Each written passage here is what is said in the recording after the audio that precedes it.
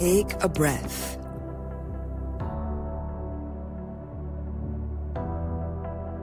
Welcome to Space to Exhale, the podcast. Weekly inspiration for self-love and soft living.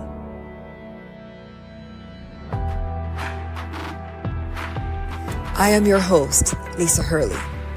I'm a 3-time Anthem Award winner, Reiki master, and community builder. And I'm the author of the book, Space to Exhale.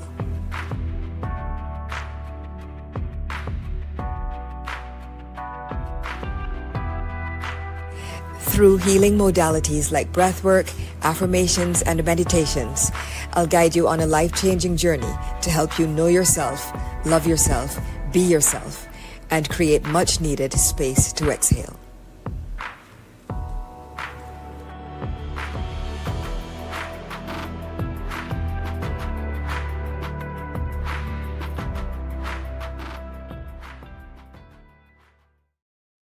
Hello, everyone, and welcome to Space to Exhale, the podcast, a safe, serene sanctuary where we focus on high vibrations, affirmations, soft living, and self-care. I'm your host, Lisa Hurley. I'm the author of Space to Exhale, a handbook for curating a soft, centered, serene life. I'm here to help us all do just that. Relax, take a breath, say no to hustle culture, and yes to a life of ease. My hope and dream is for us all to curate lives that we don't feel we need a break from. Today, I'll be joined by a very special guest. This has been a long time coming and we're so excited. Tara Jaye Frank. And Tara, let me just read you her bio as I add her to the stage. Tara Jaye Frank is a leadership strategist, equity advocate, and soulful truth teller who believes in the promise of people. She began her career as a Hallmark greeting card writer, where she learned 3 guiding principles: approach others with curiosity, take nothing for granted, and start every answer with care and creativity. Today, she is the founder and CEO of the Waymakers Change Group, advising Fortune 500 companies and senior leaders across industries on human-centered leadership and workplace equity and belonging. Yes, we're still doing equity, people. We're still doing it. A former executive, Tara has held multiple senior multicultural strategy and business. She is a former executive. Tara has held multiple senior roles, including Vice President of Creative Writing and Editorial, Multicultural Strategy, and Business Innovation. She also spent 10 years as creative partner to Dr. Maya Angelou. Tara is the award-winning author of The Waymakers and a 2025 LinkedIn Top Voice. She is a proud Spelman College alumna, a member of the Executive Leadership Council and Delta Sigma Theta Sorority Inc., and a wife, mother of 6. Yeah, but wait, there's more. There's more. A wife, mother of 6, and grandmother. In You Are Before the World, she turns her gaze inward, offering a vulnerable and visionary reflection for anyone who's ever felt tired of doing good, but not yet ready to quit. Tara, welcome.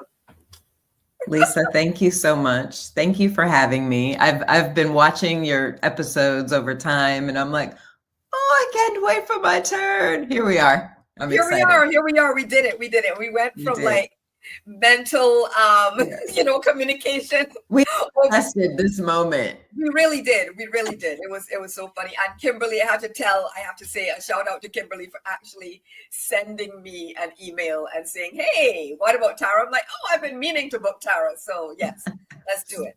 Wonderful. So Tara, as you know, and all of you who are watching and listening, we start every episode by doing what this show is about. We take a moment to exhale. And so we're going to do 3 deep breaths together to get ourselves grounded and relaxed and focused for what I know is going to be a very interesting and inspiring conversation. So, deep breath out, and now close your eyes. Shoulders down, bring your shoulders away from your ears. Move your head gently from side to side, back and forth a little. Get rid of some of that tension that might be in your neck. Try to relax some of the micro muscles around your eyes and even around your mouth and your forehead. And now we're going to inhale through our nose. Inhale and exhale.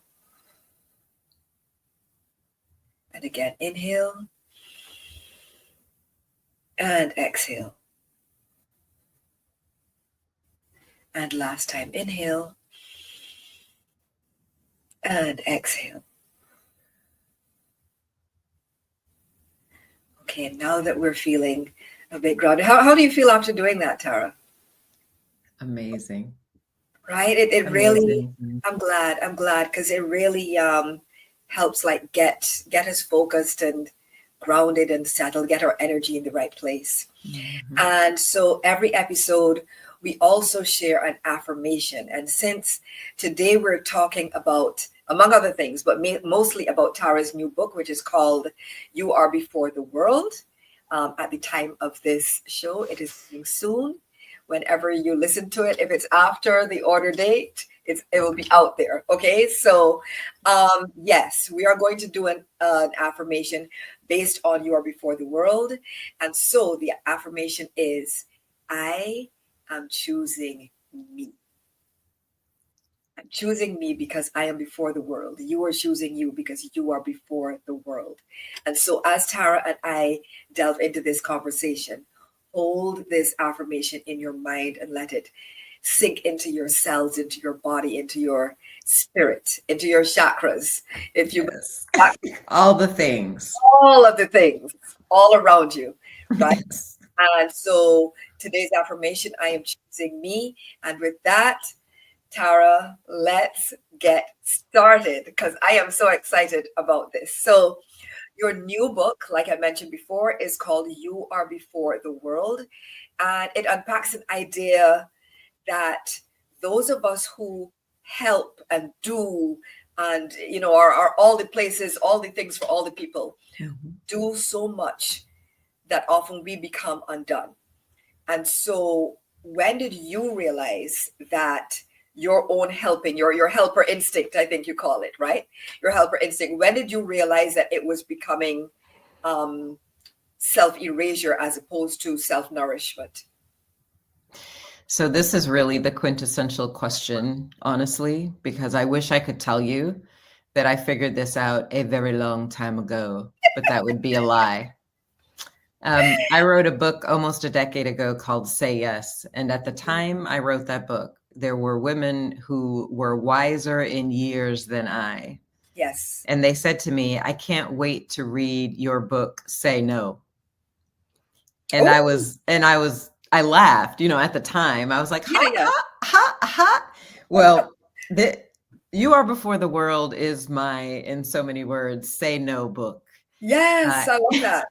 Mm-hmm. and I think I realized that doing good can leave you undone. Mm-hmm. Honestly, the day after the 2024 election. Yes. That is not to say that I hadn't had moments of exhaustion. That's not to say that I hadn't experienced, times when I was like, can I really keep doing this? I'm tired. But we all have that. Yeah. The revelation, however, came the day after the election when I woke up and felt completely vacated. Mm-hmm. Mm-hmm. And I realized that we can do all the things right. We can go 50 extra miles. We can, spend all of our energy, our time, our love, our care, our compassion, our labor, and still come up empty. And Yeah. it was a revelatory moment for me, honestly. Yeah, yeah. I think, and we're going to later on in the show, we're going to talk about the 92 documentary. But I think that is where you landed after that election. I think that's where a lot of Black women landed. The 92% that voted, anybody, any Black woman that cared, even if let's say even in another country, right? Sure. But if they cared about the election, if they had family and friends and loved ones in the United States, it was like a collective realization. Yeah. Oh, like you said, we did everything, and we did everything right. We did everything we could and more, right? That's right. Shout out to Jotaka Edie and people of that nature. Absolutely. Mm-hmm. And still, it was not enough. Yeah. And so I understand that moment very, very well. I felt it too. And I don't know, did you like initially feel, was there any hopelessness initially, or like how did you like process from, oh my gosh, this really happened, this, orange hued person is actually in office, to how do you move from that to writing the book?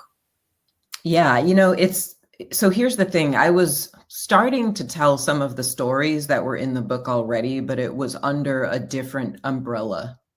Mm-hmm. And then the morning of November 6th, I woke up, and as I said, I just like was completely out of it. Yeah. And I went through the stages of grief. I did. I was in denial for a bit.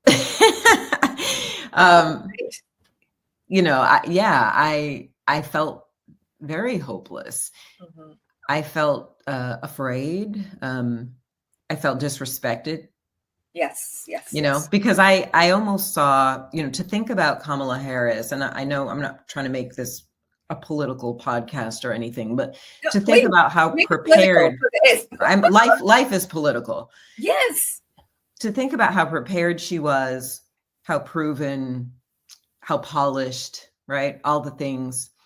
And that still wasn't enough. It felt like a national repudiation of Black women. That's what it felt like to me. Yes. And so I was kind of holding this feeling of universal or collective, disregard, disrespect. It made me feel all the things, quite honestly. And there was that hopelessness. And, the You Are Before the World came into being as it is today, because that day, that November 6th day, I had a trip planned. I had like an author weekend planned in another state. Right. Yes, I remember you mentioning in the book. Yeah. Yeah, and we thought we'd be celebrating when we planned it. So I wasn't going to not go. I mean, it was literally the day after. Right. And so I got on the plane and I went, to the location, and I was moping, around the house. Every step I took, I say this in the book, but it was so true. Every step I took felt like walking through molasses. Yeah. And I ordered some groceries because I didn't want to go outside. Mm-hmm. I didn't want to go anywhere where I was going to see people, where my composure would be threatened. Yes. Quite honestly. Yeah. So when I saw the name of the delivery driver in the app, it said Socrates. And I had to laugh to myself because I was like, really? Right. And he showed up. Delivering our groceries. Right. I'm like, what's really going on here? That's what I was thinking. And he showed up, and I just kind of chuckled, and I said, Socrates, huh? And he said, my name my parents gave me. Right. And it was obvious that he's, heard this before. Yeah. And I said, well, I could use a little philosophy right about now. And I remember he looked at me and he said, very earnestly, Lisa, he said, about what exactly? And I was like, sir. Well, he's ready to live up to his name. Right. Right. Because I was like, excuse me. So I said, the world. And he said, you are before the world. And he put the groceries down and he smiled and he walked away. And I was like, okay. And I kid you not, I stood, in the breezeway where he and I had been talking. And all of these thoughts kind of started flooding into me. All the things that you are before the world could possibly mean, right? It was rising in my spirit. And so I'm not saying that I only had one day of hopelessness. What I am saying is that very early on in this journey, it was clear to me that there was something I was supposed to do about the hopelessness. And Yes. I committed to doing it, even though I knew it would be a journey. I knew I would have ups and downs, and I did. But I committed very early on that I was going to use my creativity to heal not only myself, but other women who were feeling the way that I felt. Yes, yes. And I want to ask you about, because you've been right. Actually, it sounds like you've been writing all your life. I have. You have been writing all your life and started out as a greeting card writer at Hallmark. Oh my gosh, that would have been a dream. That must have been a dream job. Oh, it was. It was my dream job. It was the job I wanted since I was 14 years old. I had my first poem published in the local newspaper when I was 6. Oh, so I have been writing. Right, you have been writing your entire life. Forever. Yeah. So along that path, you actually, before starting on, or well, I don't know if before, that's for the purposes of this discussion, but from before starting on You Are Before the World, you actually started writing another book. And I remember seeing a post of yours on LinkedIn saying that, well, I'm not doing that book anymore. And you do explain that journey and that decision a bit more in the book. But can you, in the current book, You Are Before the World, but what happened to change you from, okay, I'm going to write shall we say, a traditional business book to more of a, and I don't know, do you categorize You Are Before the World as self-help, inspiration? How do you categorize it? It's a bit of everything. It's a honestly, it is all the things. It is technically a prescriptive memoir, but it is also self-help. My husband, though, after he read it, said to me, I don't think you know what kind of book you wrote, which I thought was hilarious. I said, oh, I don't? I said, well, what kind of book did I write? And he said, well, let me pause, though, first of all, because I have to share this with you. It was such a profound moment for me. So John read The Waymakers. Right. And when he was done reading it, he said, I understand why you're so excited about this book. He said, it's excellent. Now, this was a big moment because John does not read a ton of books for fun like I do. Right. And he is extremely rational about everything. He's very practical. He's not effusive. He doesn't say things he doesn't believe. So when he said that to me, it was a really big deal. So I gave him, he was the first person to read You Are Before the World in full. And I needed him to read it because I needed him to be okay with the things that I talk about in the book. Yes. And you know, because you've read it. So he started reading it when he was on a business trip.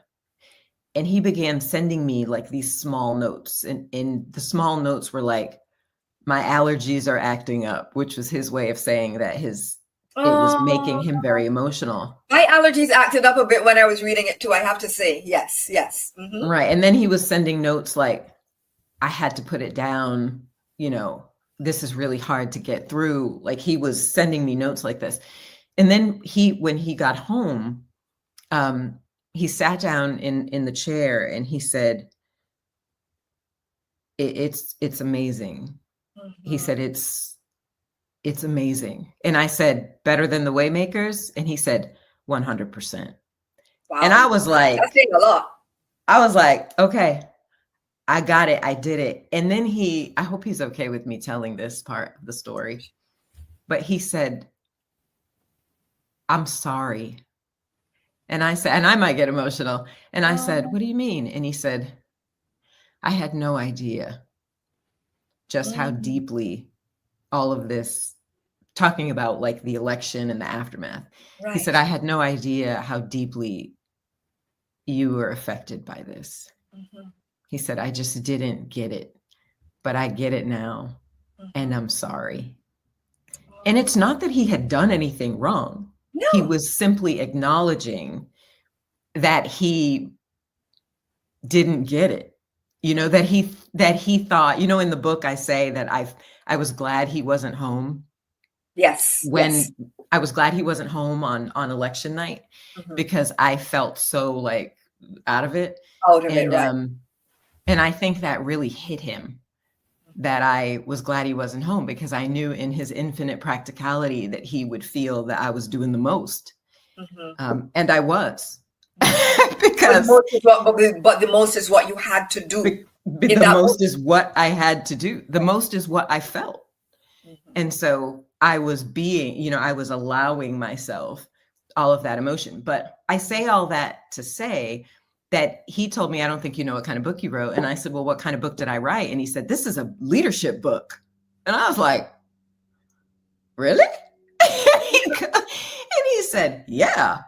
And that is, Lisa, that is what, because there's a spiritual story to all of this, as you now know. That is when I knew that my prayer for You Are Before the World was being answered. Because my prayer is that the book will meet people where they are and give them what they need. Yes, yes. So while I can say to you it's a prescriptive memoir or it's self-help, I do believe that each person who reads it will think it's about something different. And that has happened so far with the people who have read it. They all think it's about something slightly different, and that is a prayer being answered for me. That's beautiful. That's beautiful. And I'm so glad to hear that, because as authors, like you never know how the work is going to land and be received. And you just hope, like you said, you hope that your prayer and your wish and your dream for your book baby, right, is going to be answered. So I'm glad that it was answered. And for me, let me tell you, this book, girl, I was laughing, I was tearing up, I was clutching my chest. Now, because as we mentioned before the show, because of the timeline involved, I could not actually take time to put it down, right? But I wanted to at one point. When you, I won't go into detail. People would have to read all the details, but you do mention your previous relationship, your previous marriage, and the divorce. It sounds like a, divorce from hell, if I may say. It was tough. It was rough, right? And I was reading that like, wait, how does she know what happened to me? Like, it sounded, barring that I don't have children, right? But in terms of the marriage, I was like, it sounds like she wrote my story, and there were so many, your story about, and I'm calling them stories, but this is your life. They are. Yeah. Right. We say, oh, this is a great story. Yes and no, because this is what real life that happened, that they are now, you're now sharing, bringing us in and sharing this with us. But it's not just a story. But you share the story of, like your father and Alzheimer's and all of that. And I dealt with my grandmother and Alzheimer's. And so just a lot of parallels, a lot of resonance. And it's so deep. It's deep and it's rich and it's full. And yes, I see actually exactly why your husband said that it is a leadership book, because there, like you worked at Hallmark for 20 years in increasingly senior positions. You are now a founder and CEO. You work with at a high level with Fortune 500 companies. And so leadership is now ingrained in your DNA, if I may be so bold as to say. Yes. Yeah, I think that's true. Yeah. And so I don't think that you can really, I think probably anything that you write, speak, communicate, it's going to have a leadership element to it, because this is part of who you are. And so I definitely got that part of it as well. It is a beautiful book. And I understand that for the purposes of the industry and marketing, we have to put it in a category and put it in a box, but it is a boxless book. I think it is a boxless book. I really do feel it. And if you don't mind, I know you had very thoughtful questions laid out to ask me, but I want to say something about this, because you mentioned when we were kind of going down the route of what kind of book this is, that I was writing a business book before and I abandoned it. And I tell the whole story of that in You Are Before the World, because it's more than a notion. It, as you now know, it was not just as simple as, oh, I don't want to write that anymore. Right. Let me write this. Like it was a It big was a decision. soul felt Big decision. calling. But the book was about cross-boundary relationships. And the reason I wanted to write that book is because in the workplace, I know for a fact, and the Waymakers speaks to this as well, that without healthy cross-boundary relationships, it's difficult for us to rise and fulfill our potential. Yes. And so the book was about that. It was taking a piece of the Waymakers and going deeper, right, down that path. And as things started to unfold, getting closer to the election, my spirit was writhing. I was like, I don't want to write that. Like, I literally felt like, I'm not telling Black women, no, I'm not doing that. I do not want to show tell. up more. You just have to do this. And you were like, No, I was like, I cannot tell Black women, all you have to do. Absolutely not. Yes. So it just wasn't, it got stuck. The book got stuck in me. Yes. I had written 40,000 words. Girl, when I saw that, when you post, I was like, Lord have mercy. Yeah. And it got stuck. That in itself is a whole book. And I don't know if you were finished at that point. I don't think so, but I don't know. I wasn't finished. That's what I'm saying. So you were going to write an entire book, and you were just like, I was like, no. I know what that must have taken. The book wasn't booking. And I was trying. It wasn't that I wasn't trying, because we had already, committed to a publisher. I mean, we were there. Yeah. But I woke up in the morning, I would, pour my cup of coffee and light my candle and open the windows and let the light pour in and sit there at the computer. And my computer was like, nope. So it wasn't coming. And as difficult as it was, I reached out to my agent and I was like, I can't write this book. I have to write a different book. And the reason I knew I had to write the different book is because 10 years before, God told me, literally, this is what I heard. Tell them how I restored you. Tell them how I restored you. Now, the fascinating thing is that was a decade ago. I wasn't fully healed, but I was in my new marriage. We had blended our families. I had left Hallmark. I was building my own company. Like, all these things were happening, but I wasn't healed. And I tried to write this book somewhat at that time. When I heard Tell Them How I Restored You, I tried to write it, but it wouldn't come. And it wasn't time. My kids were still little. I wasn't fully healed, but I had this conversation with Elaine Lynn Herring. I said, that is, me too. Love. Can I love?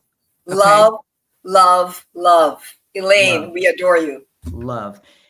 That is, I've told her that I realized through this last decade, from the Tell Them How I Restored You till now, that the seed is not the harvest.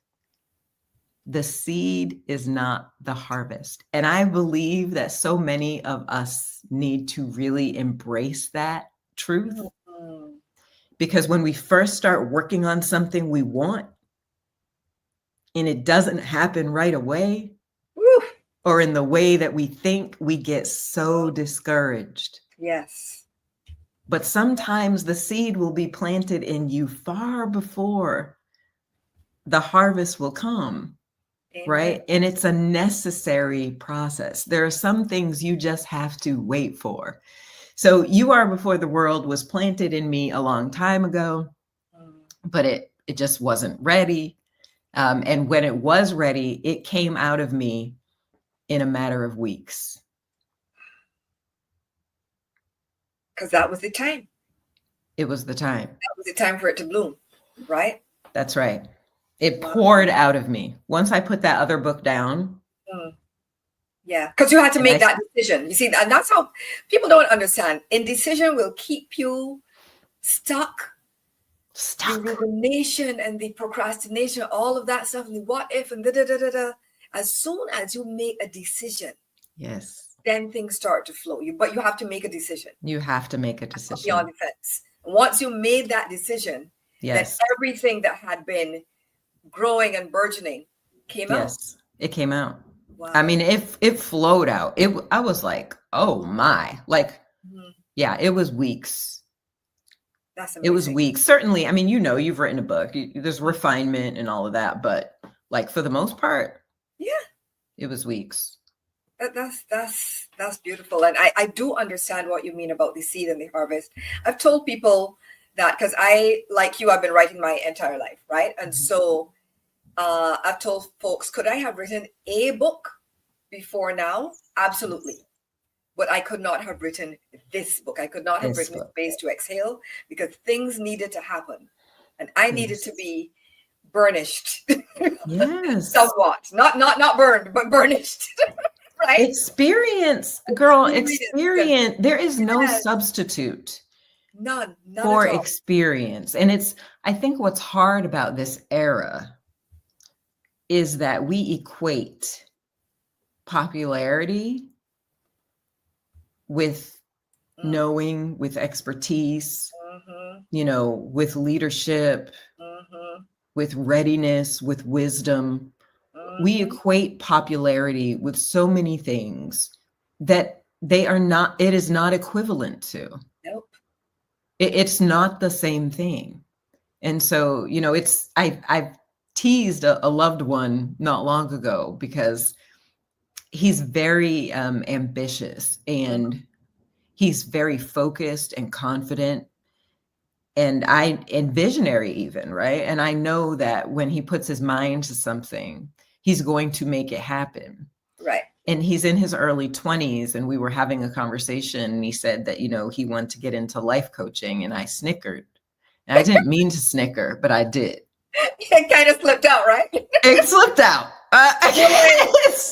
Bruh. It slipped out.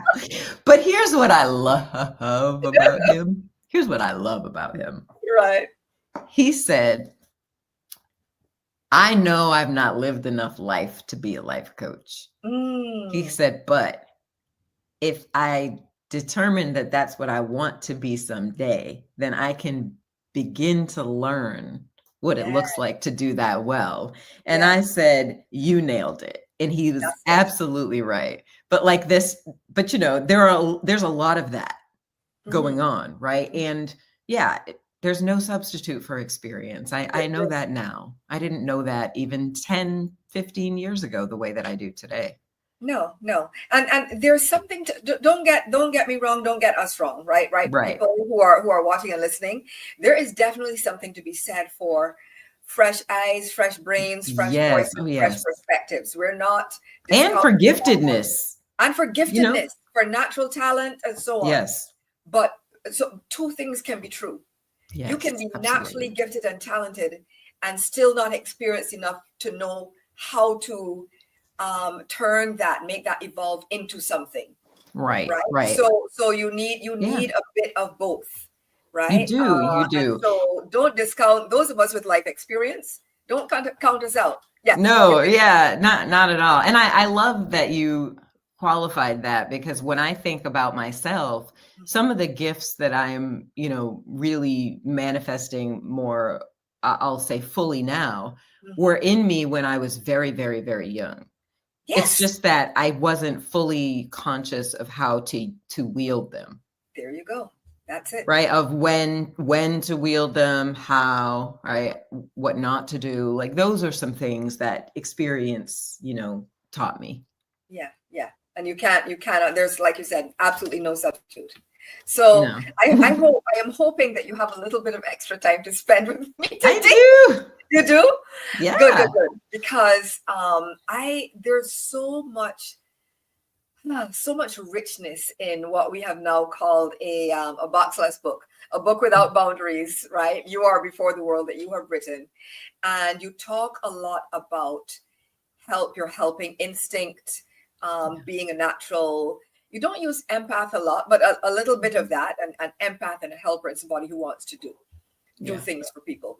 And so one of the things that that struck me in the book is, hey, are those your puppies? Girl, I'm sorry. Yes. No, I was lovely. hoping I love them. I was hoping that they wouldn't make an appearance, but yes, there he goes. They always do. Mine used to do that to me. Don't worry about it. Thank So you. you wrote, helpers can't not help. Healers can't not heal. And that you want to be of use without being used. And when I read that, I'm like, once again, I'm like, oh, she's writing about me, right? Right. So for those of us who feel this way, like, how do we discern the difference between over helping and over giving versus helping and giving in moderation and in healthy ways? Like, how do we determine? Because I feel like we get lost. We totally do. We totally do. You know, there are two pieces to this, honestly. One is kind of like a when, and one is like a what/how. The first thing I'll say is that I have learned to honor my rhythms, right? My rhythms are such that I have periods where I am hyper productive. I am so prolific. I could get like a month's worth of work done in a week. I have times like that. Right. When I am in those times and people ask me for help, or I know that help would be meaningful, I'm all over it. I'm like, help. Yes, I can do this. I'll connect you to this person. I'll say this thing. I'll do this. But when that peak comes and then I start to go back down, I withdraw. So the first thing I'll say is we need to learn to honor our rhythms. Sometimes when we have energy to help and we help and then that energy goes away, right, that's when we start to feel resentful because we've not moderated our help, even though our energy has changed.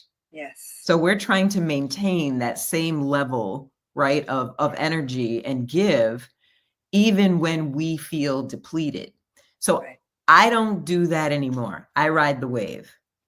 When I'm up, I'm in. Yes, I can. When I start to feel it going down, I start to pull back. Now, not from things I've promised, but I don't take on anything new. You know?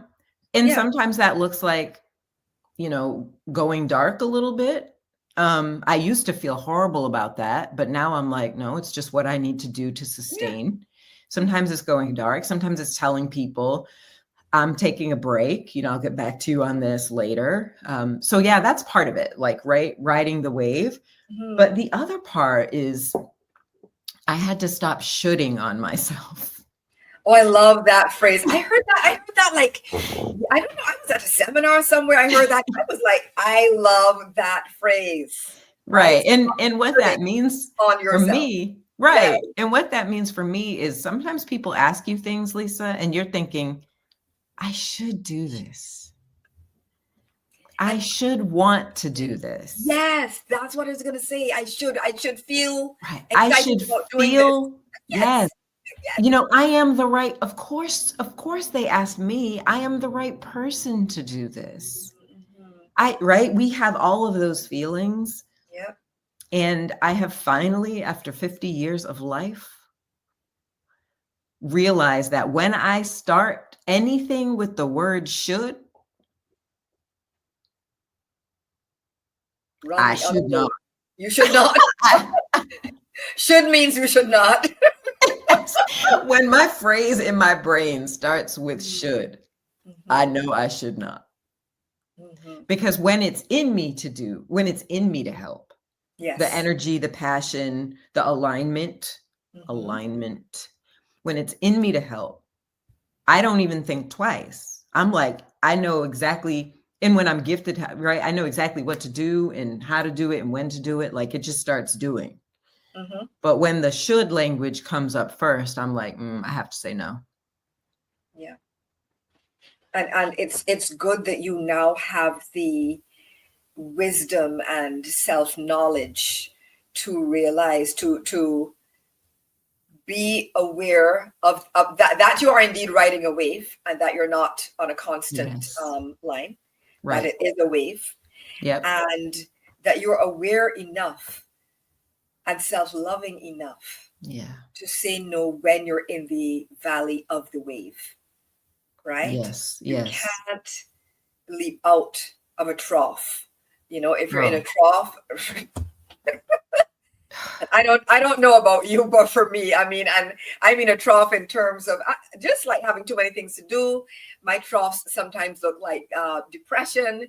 They Yeah. look like you said, being overcommitted, overworked, Mm-hmm. ill, whatever the trough happens to be, grief, all of it. Yeah. Yeah. But when you're in the trough, you have to respect the trough. Respect, girl. That's a t-shirt. Respect the trough. There are a couple of other components to this too that I'm thinking of right now. One is when I wrote about this a little bit, but first we were trying to sell You Are Before the World, like to a major publisher. And we were getting interesting feedback. But one of the bits of feedback was kind of about, well, Tara's a leadership expert. Her following follows her for leadership. And we don't believe they're going to want a book like this from her, right? Yeah. We believe they'll be expecting another leadership book, but not this. And so they felt like it was a misalignment. And the way my body responded to that feedback was not very mature. You know what I mean? Like Can you share any details about that reaction? I can acknowledge that. Yes, the way I responded to it was not mature because I felt like you don't get it. I felt like you don't get it. You don't get that Black women do not have the luxury of compartmentalizing our lives. That I am one person who has a personal life and a work life and a society, right, related life. And all of these parts of me are circling around each other at any moment in time. And the weight of our personal life impacts our ability to thrive in our professional life. So these things are woven together. They are in a constant dance. They are not separate. And the reason I bring that up, one of the things I know you wanted to ask me is what made me decide to be so personal in this book. And of course, I was being obedient, but also I know that when we feel really overwhelmed, when we are in the trough, it is never only work related. No.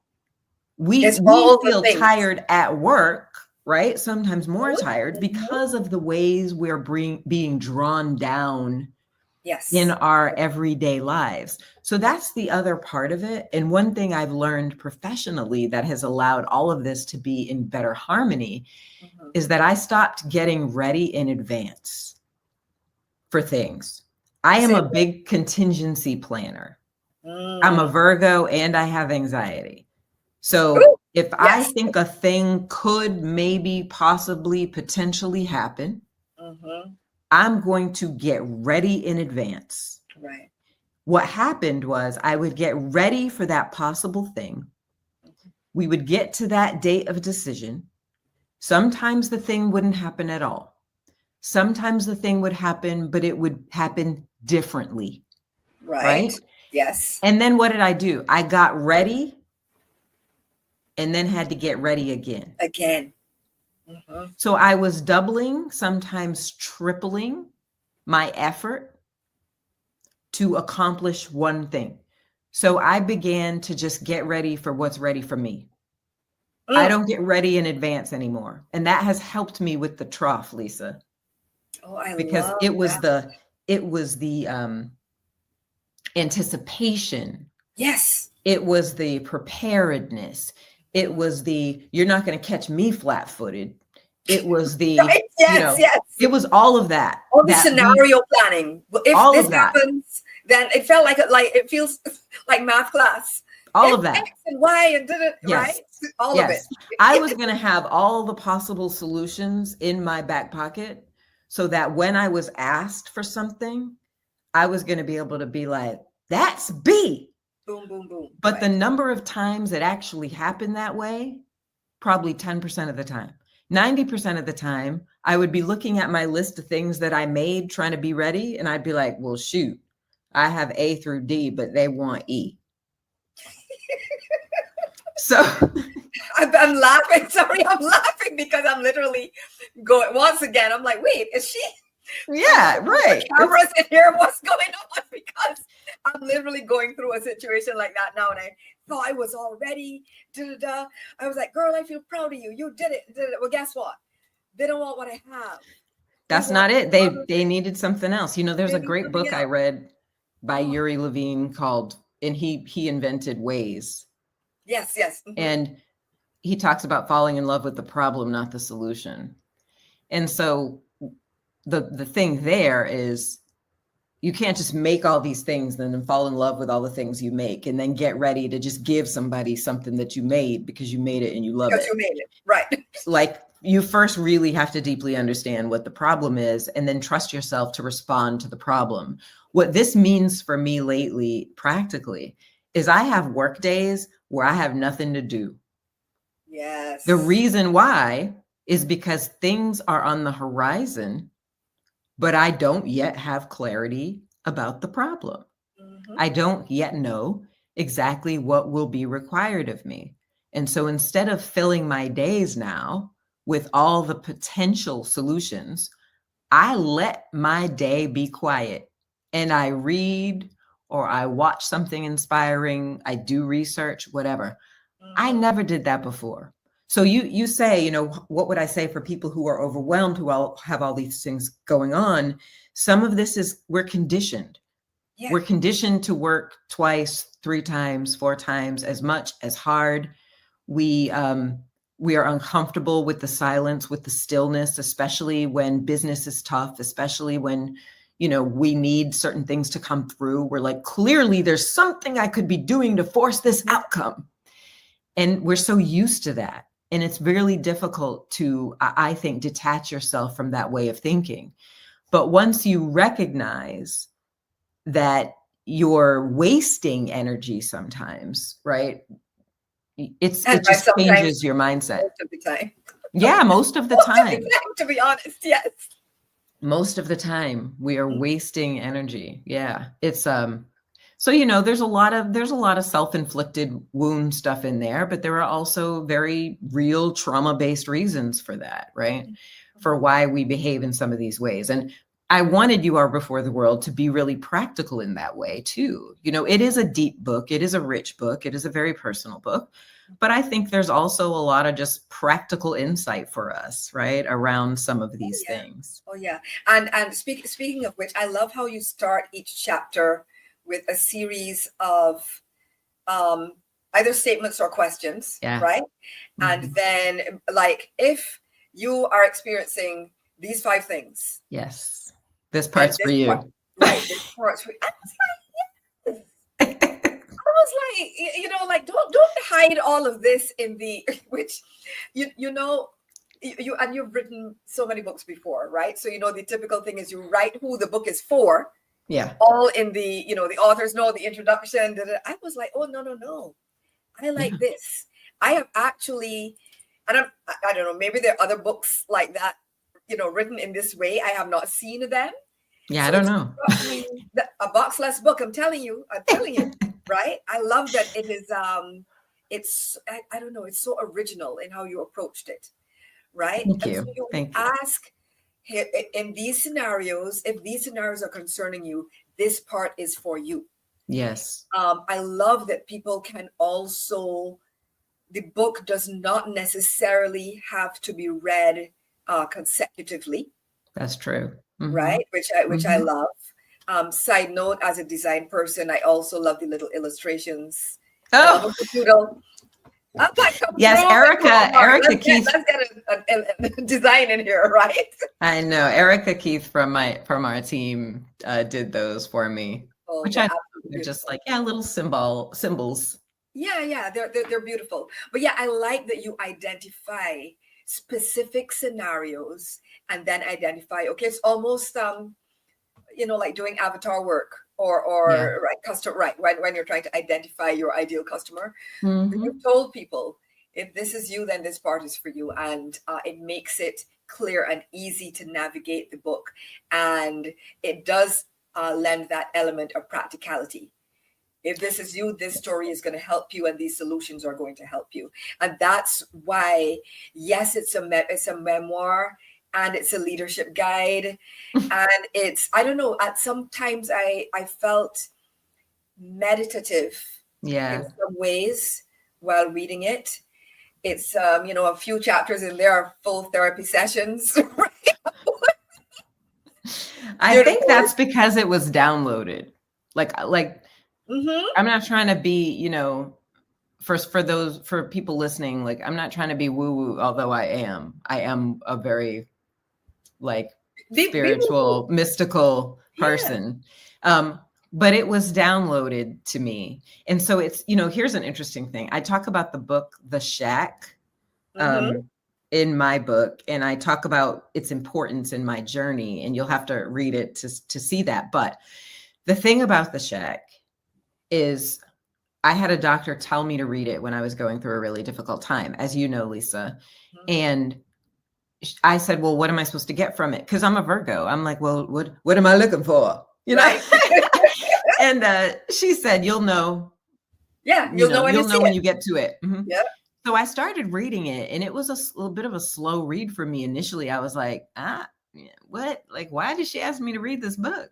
And then when I got to the part, it was like breakthrough. So when I was praying about You Are Before the World, and I said, I pray that this book gives people what they need, that it meets them where they are. What I really wanted was for You Are Before the World to be akin to The Shack, in the sense that people might just be reading and be like, oh, I mean, it's interesting, but I don't know. And then get to a part and be like, girl, what? Yes. And so far, people who have read it have had that experience. When I told you that each person has found it to be about something slightly different, it's because they got to the part that mattered to them. Was for them. That was for them. That mattered, and that, as the conduit and the vessel for this book, right? Like you said, you're being obedient. I definitely felt that way when I was writing Space to Exhale as well. Yes, but you know that you are doing you are completing the assignment. Yes, right? That's it. You're completing the assignment that was given to you, and that the book will find who it is meant to find. I 100% believe that. Speaking of which, and we're going to have to do a part 2 and probably 3 of this, because, right? Because there's so much to talk about. But about the author thing and the publishing thing, and deciding this time around. I think previously you said for the Waymakers you did hybrid publishing. Yes. This time around you, I believe, are doing self-publishing. Am I correct? Yes. Okay. And you have done trad publishing before, I think, right? Or no, not trad. Okay. Mm-mm. So what made you? Because of course you have elements of the trad experience, in that you have an agent and so on and so forth, right? And so what made you decide to fully go, shall we say, fully independent, to go rogue with this book and just be like, I'm doing this my way? I appreciate you asking me this, because honestly, there were multiple factors. The biggest factor is that I feel like energetically that answer came to me one day. Like I was praying for clarity because I was feeling unsettled. Like we had sent it to a bunch of publishers. I was getting this feedback that I felt was not, it was fair for them because they have a job to do. They're trying to sell books. And I love that. That's the professional in you. It was fair for them. Yeah, I mean, it is like it's a business, and they are watching what's selling and what's not selling, and they have formulas, and there's a lot of risk in the ether right now. And so they're trying to mitigate risk and lean into the formulas that work for them. And I understand that. Like from their perspective, I understand that. I'm a business person. From my perspective, I felt like they were minimizing me. Yes. I felt like they were also minimizing my community, meaning, it should be about this and not that, or they're not going to want to read this stuff from Tara, or I feel like it does, part of the feedback, without saying these exact words, was that I cover too much ground, maybe. right? So to your point, it's like there's some leader stuff, there's this. So I just disagreed. I mean, I just disagreed with the feedback that I was getting from traditional publishers. I felt like they didn't know me, but I also felt like they didn't know the women that I'm in community with. I believed that I knew those women better. Yes. And part of that is because I've been in community with these people Exactly. for 11 years. I've been posting on LinkedIn for 11 years. People ask me, and I know you have a lot of followers, more than me. People are like, how did you get this many followers? What did you do? Did you use a marketing? I was like, girl, I've been posting almost every day for 11 years. Like consistently. Exactly. Yes. I know these people. Mm-hmm. I know them. When they meet me in person, they say, I feel like I know you. And I say, you do. Mm-hmm. Like we've been in community for a really long time. So that was part of it. I felt my spirit was saying that this is a book that Black women especially needed right now. And the editors didn't agree. And I felt strongly about it. That was one. The other consideration was the timeliness of it. I knew that Trad Publishing was going to put me in a year and a half out. Yeah. Forget and that. I felt like this is a timeless book, but also a timely book, and that it needed to come out now. Mm-hmm. And the third part of it was, quite frankly, I have some people who love me who were like, maybe if you did this or this or that, it would be a little bit this or this or that. And I started to feel anxious because God downloaded this book to me. Mm-hmm. And I was like, if I change it, I may take the blessing off of it. Right. And that scared me. Can I be honest? Like, I was like, did you hear when I said that this book came out of me in 6 weeks? Mm-hmm. And I know that it can be better. That's not what I'm saying, that it couldn't be better. I know it can be better, and it is. And I did have a developmental editor who was amazing, and I did have a copy editor, right? So I did all of that, but people were like suggesting that I change it in a more major way, and I was like, I can't do it. So anyway, I decided ultimately to trust myself and to trust our community. And I believe that we will read this book. I believe we will find value in it. I believe we will tell other people to read it, that we will share it, that we will have book clubs discussing some of the themes in it. You know, I believe all of that will be true. I genuinely do, because I believe it's that kind of book. I agree. And, we have not yet, and we might not yet. We might not get to talk about 92, the documentary for which you were. It gives us a reason to get back together. That's the reason we'll do that. We'll do that another time. Yeah. But for something like that you're involved in, and I know Jade, who is basically the creative mind, the creative genius behind it. The director, the director, right? Visionary. And she is, and she's either in the process of writing or has written a book that is going to be out soon called The Stoic Era. There's your book, there's her book. I am seeing I don't know, some sort of marketing. You're more of a marketing person than I am, but there's some synergy between the movie and the books, right? And what they're talking about, their subject matter and your approaches. So anyway, it's just my marketing brain just started like turning over. I'm like, wait. Well, and what you're saying, so let me take it one step further. Jade, I'm trying to do a book launch event in Atlanta, and we're going to also share the film at that book launch event and get some feedback. Yeah, it's the way Jade and I became partners is honestly really beautiful. I saw a post about 92. Do you mind sharing that? Yeah, no, I saw a post about 92 and I felt it like in my bones, in my blood. I was like, this is exactly right. I felt that You Are Before the World was also very aligned with it. So I reached out to her. We'd never spoken before, voice to voice. I reached out to her on LinkedIn and I said, I'd love to talk. I want to help. Yeah. So we had a conversation and I said, I don't know what you need, but I want to help you with this film. I really believe in it. I was also working on this book and she asked me to tell her a little about it. I told her about it. She said, well, I feel like you should be in the film. And I was like, well, I would love to be in the film. And then she had shared that she was trying to get to this next step. And I said, well, how, what does that investment look like? And she told me, and I said, well, I got you, I can do that. Let's Mm, make this happen. And so yes. that's where the executive producer things Mm, came into play. And let me tell you what, Jade Singleton and I are sisters from another mister. Like, the oh, I love more we have worked together, yeah. we really are. I call her my spiritual partner, because spiritual Mm, partners don't have to be romantic. I yes, have one who lives with me, agree. but Yes. she is also, we are spiritual partners. Like, we Mhm. really are. And so the evolution of that relationship has been amazing. And we agree that there's a lot of synergy. And so we're certainly looking for ways to support one another with our work, to continue to support one another with our work moving forward. Mhm. I love that. I love that. Yeah. So, I know we're close to time, but I think, like I asked early, let's go over a little bit, because there's just a couple other things that there's so much in this book. I know I keep saying that, so much to delve into.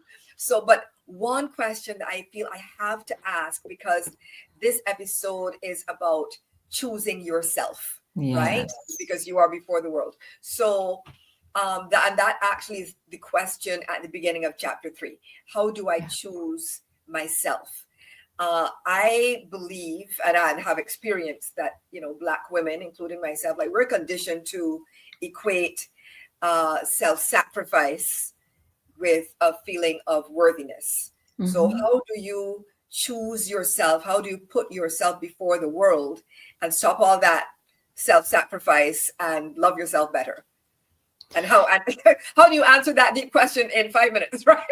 But Well, I am going to answer it. And first, I'll say that if you had asked me this 5 years ago, I would have given you the very customary response about, well, you can't pour from an empty cup. And while that's true, and I'm not, denigrating that perspective, I think it's about something much deeper. And what I've learned is, for me, it wasn't wholly that self-sacrifice was equivalent or like equaled my worth. It was that I believed that people's love for me was connected to my giving. ooh, yes. I Yep. believed that that if I stopped self-sacrificing, The that love you get. people would take their love away from me. Yeah.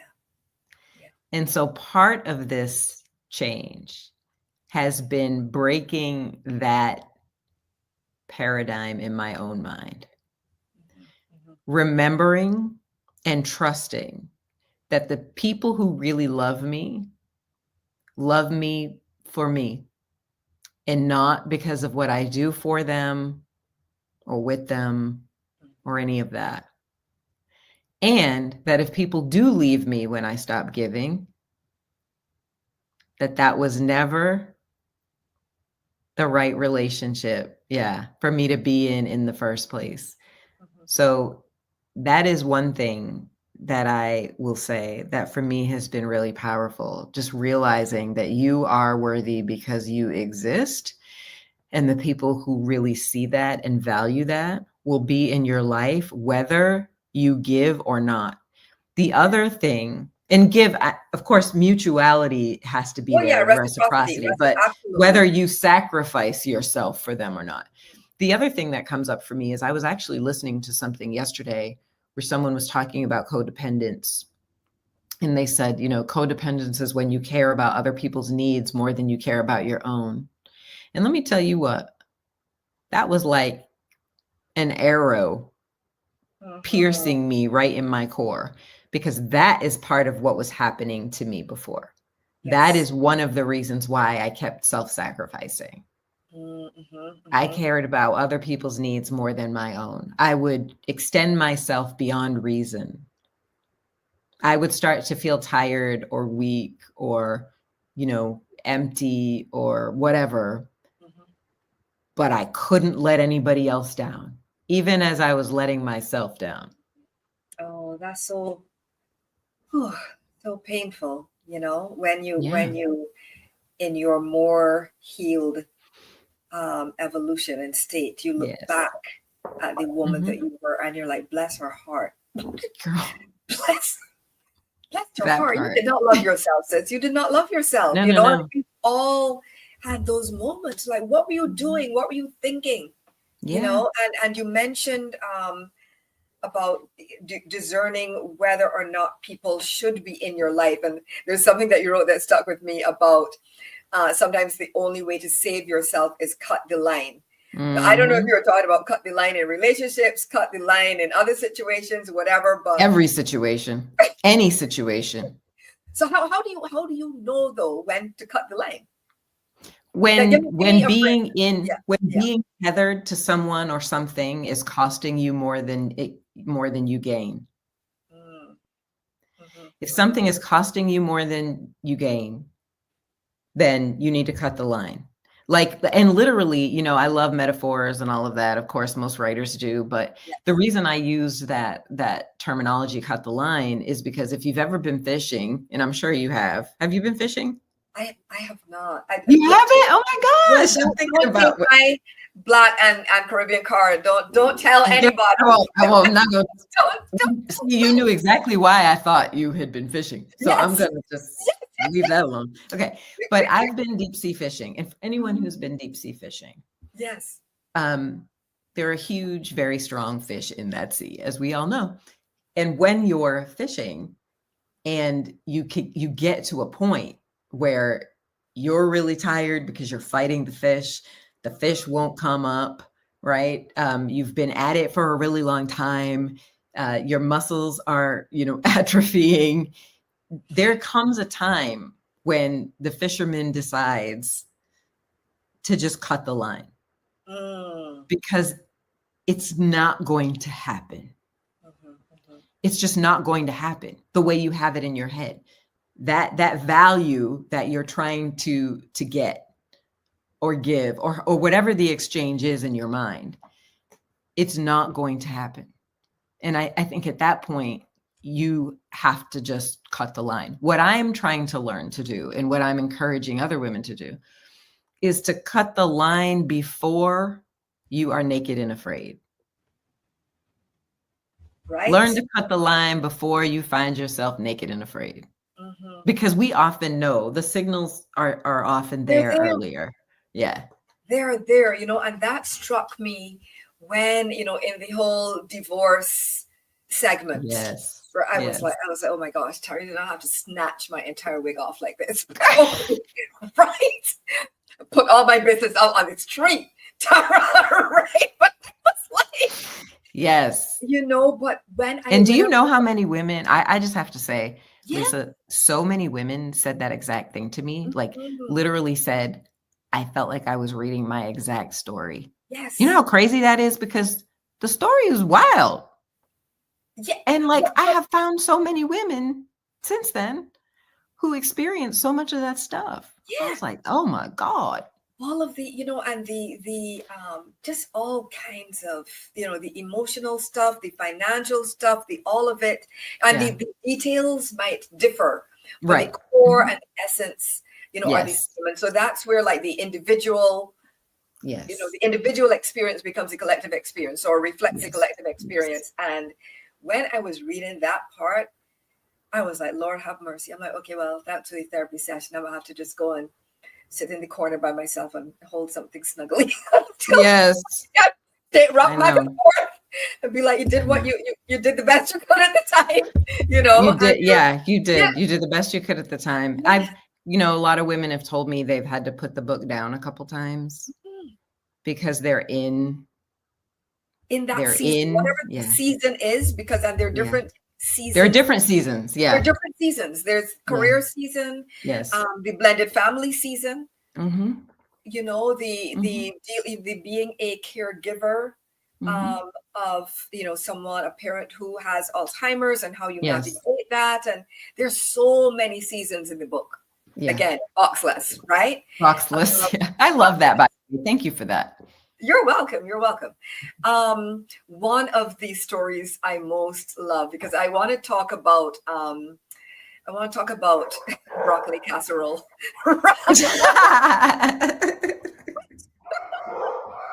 For now, listen, and it's an inside joke. And if you want to get the joke, you have to read the book. Okay. But I do want to talk a bit about broccoli casserole and how broccoli casserole. This should have been this. Listen, this should have been the title. Broccoli casserole. Broccoli casserole. Broccoli and boundaries. Yes. But can you explain a little bit about what broccoli casserole has to do in a very, it sounds like a joke, but it is funny, but it's serious. What does broccoli casserole have to do with boundaries? And because boundaries are part of having boundaries, that's part of choosing yourself. That's a big part of choosing yourself. Totally. And putting yourself before the world, which is what this book is about. So now so that we're cackling. Well, I love this, and I love that you remembered the broccoli casserole, because it's I remember when I wrote it, like it just came out very naturally. Like it was literally what I was thinking. So I'm not going to give the whole preceding story away, but suffice it to say, I was talking to a person who had been going through a difficult period, and she did a really good job at establishing boundaries around herself during this difficult period. And she basically said that she kept her circle tight because she wanted help that would actually help her. Yes. She didn't want to be surrounded by people who would give her the help they wanted to give, right? Give her the help that would make them feel better, whether or not it was actually helpful to her. And so I said in the book, oh my God, is this how people feel when we drop off the broccoli casserole after someone dies? Like, this time, they probably don't even like broccoli casserole. They don't even like broccoli. That's what I was thinking. Yes. I mean, I don't like broccoli casserole, but yeah, it's just, not all help is good help. Not all help. Listen, not all money is good money. Not all help is good help. Not all money is good money. Not all help is good help. And guess what? People don't know that unless we do one of two things. We establish really clear boundaries, so maybe they don't need to know it, or we communicate what is actually helpful for us during that time. But like, I can't tell you how many houses I went to when I was little, where it was casserole dish after casserole dish after casserole dish. And all I was thinking to myself was, these 4 people can't eat this many casseroles in the time that this food will remain fresh. Yeah. And they don't have enough storage. And they don't have enough cold storage. No. And it was, it was an expression of love and care. Like, I get all that, but yeah, that's what the broccoli casserole was about. Like, help me in the way that I actually need help. Don't help me in a way that's easy or convenient, or I'll just say guilt assuaging for you. Ooh, yes. But doesn't really serve me in my moment of need in any meaningful way. Yeah. So, just reconsider broccoli casserole. That's all we're saying. Right? That's it. Yeah, reconsider. And, send gift cards. No, I'm just kidding. But yes, definitely that. The Visa ones, so people can buy what they want. But moving on. No, I'm not bitter. I'm not bitter. Actually, I don't like broccoli casserole, but I love broccoli. But I do love broccoli, yeah. Right. I love too that the book made you laugh, Lisa. Oh my I love gosh, that. Yeah. Listen, that's why I keep saying it has a bit of everything in there. 1 minute you're crying, 1 minute you're laughing, 1 minute you're remembering a time in your career, when, maybe you wanted to be promoted and how you could have done it differently, a job that maybe you wanted and you didn't go after. It's so much. Yeah. It's really, really rich. And so I know that we're coming up on time. Well, we're past time, but time is a construct. I hope people are still with us. If they're not, I've had an amazing time, but I hope they are. Yes, they absolutely are still with us because my people are loyal. And so thank you so much. And so something that you mentioned in the conclusion is that you say that being before the world means getting serious about your own healing. And in this episode, You've talked from time to time. You've mentioned the word heal, healing, health for a few times in different ways. And so for every person, but especially every Black woman listening, who is sort of still, she's hanging on by a thread, right? She's at that point she's holding on to that line that maybe needs to be cut that we were talking about. Mm-hmm. So she's still standing and still in survival mode and still wanting to rest. What advice do you have for her so she can start moving towards getting serious about her healing and putting herself before the world? Yeah. You know what I've learned about this over time? Mm-hmm. That there's not an easy answer to this question because we're all motivated by different things. Mm-hmm, mm-hmm. So I could say to one woman, you were here before the need, right? You were Yes. worthy before the assignment. You were loved before all these other people, Mm-hmm. surrounded you and gave you things that maybe they're now threatening to take away. So one thing is just remembering who you are and whose you are. Mm-hmm. For another woman, I might say, hey, I know you're going because you're trying to build a dream. You're trying to make something happen. Trust me when I say that surrender is the way. If you leave enough space in your day, in your week, in your month, if you leave enough time, if you leave enough air, the answers will come. They will be clearer, right? The energy will flow. It will be more productive, and you will be able to get more meaningful things accomplished by pausing, by resting, by being still than you will from being on this hamster wheel. So it kind of depends, right? We have different motivations and different ways we show up in the world. I don't think there's a simple answer to that. Right. But I do think if we remember who we are and we also come to understand the law of least effort, which I talk about in the book, right? Which says things that are supposed to be are not supposed to be this hard. They don't come to us through our might. They come to us through our trust of ourselves and of the universe, right? And they come to us if there is room for them to come. So we have to make room for the right things and the right people to come into our lives. And if we're going, we're not going to see that. We're not going to accommodate that. It's just impossible. Very wise words. Very wise words. Thank you. And Thank you. as we begin to close, last question. We made it, Tara. We made it. And I'm so proud of us. Right. I am too. We're doing a good job. Good. We're good. We did well. Pat ourselves on the shoulder. So what does finding space to exhale? You just mentioned a little bit in your previous answer about making room, right? Yes. So what does finding space to exhale look and feel like for you? Yeah. So since June 3rd, which was my husband's 50th birthday, I began a daily yoga practice. So like for me, they're a very practical thing. And I talk about practical things in the book too, that I did to get through tough times and stuff. So I sleep 8 hours minimum. Yes. I have a daily yoga practice.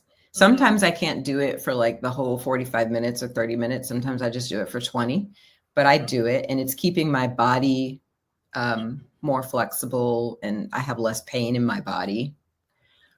I stopped drinking alcohol, which doesn't sound like a huge deal to people who never did, but like when you really love a glass of wine with some cheese or with dinner, like it's more than a notion.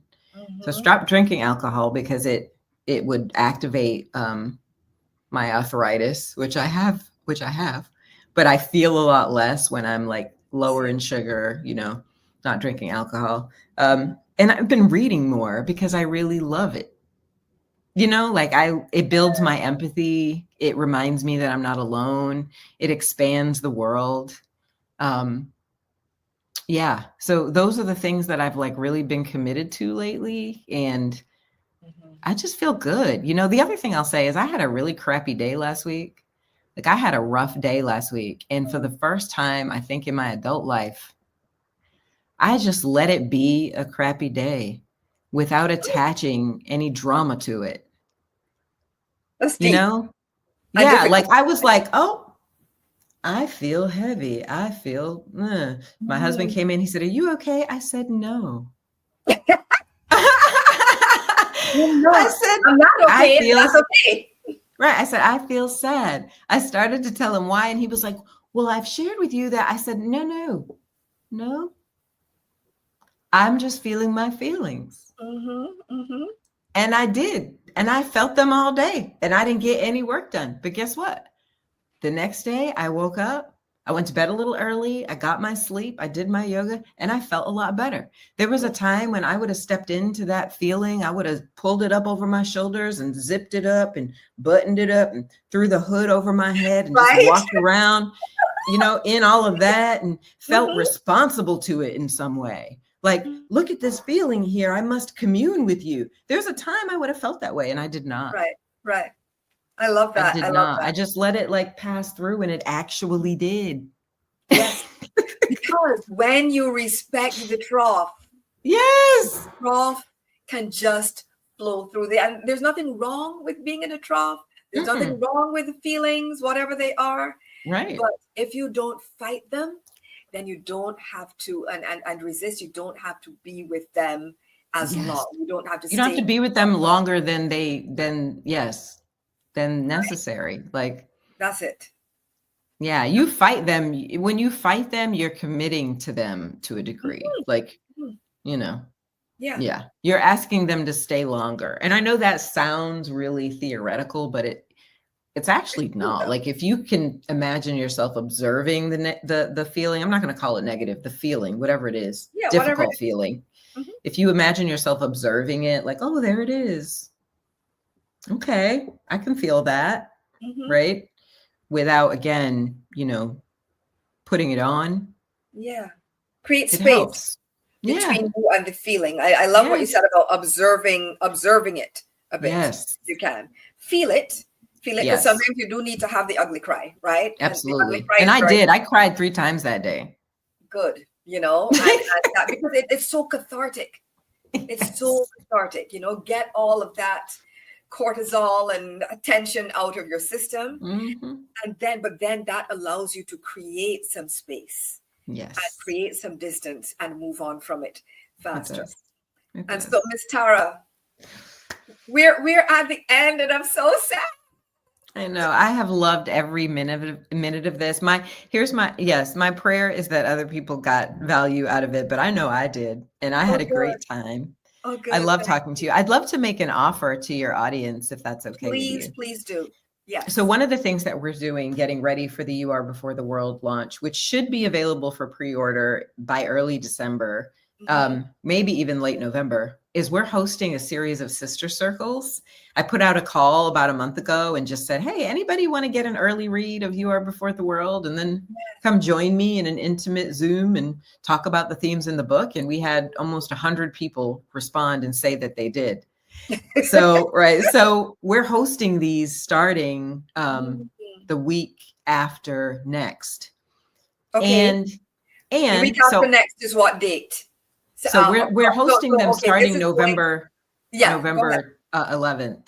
November 11th. And these are kind of already scheduled and everything. But if anybody who's listening also thinks, I would like that. I would like an early read to Tara's book. I would like to be in a Zoom with Tara talking about the themes in this book, which now they have a very good sense of.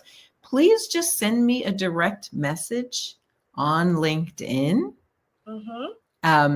and say Sister Circle, and we'll get that party started. We'll send you an early read. We'll send you a PDF of You Are Before the World. We'll invite you to a session where we'll talk about the themes in the book. If you can't send me a message, because I kind of had to put some parameters around it, Yes. then email info@twchg.com and put the header Sister Circle. So that's info@twchg.com. Okay, I'm going to try to get this up. Email info at, let me see if I can get this up here. Thank Circle. you. There you go. Look at you. I'm producing on the fly. That's what we do around here. I Right? love it. So either follow Tara on LinkedIn and DM her there, or email her at info@twchg.com That's it. with the subject line Sister Circle. Yes.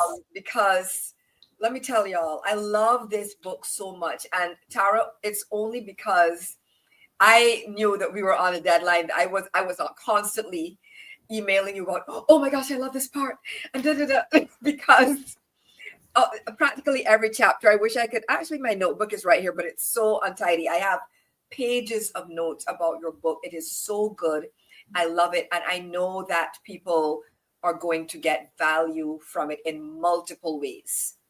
Ways. And so thank you for being here and showing up and giving of yourself so fully. I loved our conversation, and hopefully we get to do it again. You are such a blessing. I appreciate you. I know everybody else does too. And you have my love and my prayers and my gratitude. Thank you so much. And likewise. And so, folks, that is it for this episode of Space to Exhale, the podcast. And, it's live every Tuesday, except for, this one is pre-recorded, but you know what I mean, right? It's live every Tuesday on LinkedIn, YouTube, and Facebook. And so catch it there, catch it on Spotify, all the places. And if you want to dive deeper into what Tara and I have discussed today, definitely get on her email list. We have been putting it up throughout the show. So get on her email list, subscribe to get in the know. And depending on when you're listening to this, either pre-order or order a copy of You Are Before the World. And once you have read it, please hop on and write a review. A nice, good, that's huge, 5-star, amazing review.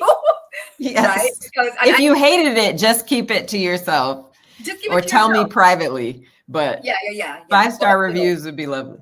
We're doing book love around here. So you love the book, so review the book. And of course, you can also get a copy of my book, Space to Exhale. And it's available everywhere: Barnes & Noble, Amazon, Goodreads, Wiley, everywhere books are sold. And so that is it for now. Goodbye. And remember, everyone, that you are worthy of rest.